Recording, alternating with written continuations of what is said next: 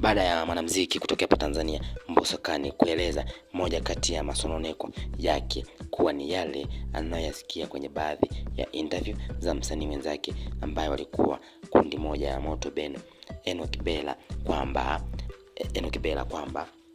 anamzungumzia vibaya. Hatimaye mwanamuziki huyo amefunguka kwa mara ya kwanza kwa kuonesha kushangazwa na yanayoendelea, akidai tukio hilo ni la muda mrefu na tayari walishazungumza. Kwa mjibu wa Enoch Bella, yeye ameweza kushangaa kutokana kisa Mbosso.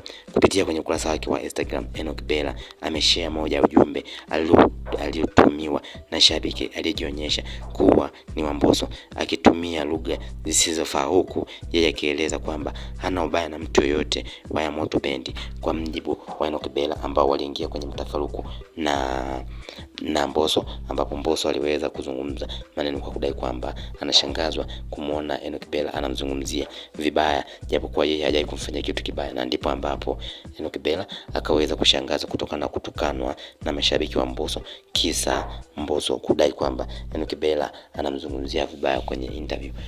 Mbosso aliweza kufunguka maneno hayo wakati akifanyia mahojiano na mwandishi wa habari, na ndipo ambapo aliweza kutoa masononeko yake kudai kwamba nasikitika sana kusikia ndugu yangu Enoch Bella ananizungumzia vibaya. Ni ndugu yangu na tumeishi vizuri sana.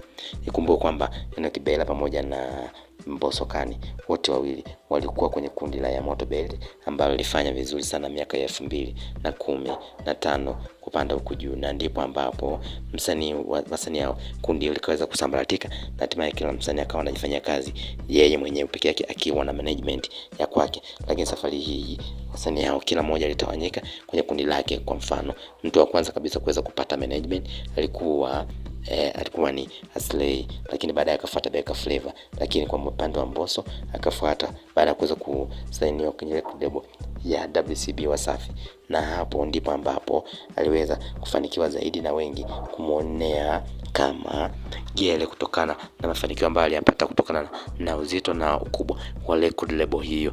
Na mpaka sasa Mbosso anaweza kujitoa kwenye record label hiyo, na ndipo ambapo kaweza kufunguka kuweza kusononeshwa na kila ambacho anazungumziwa kutoka kwa Enoch Bella.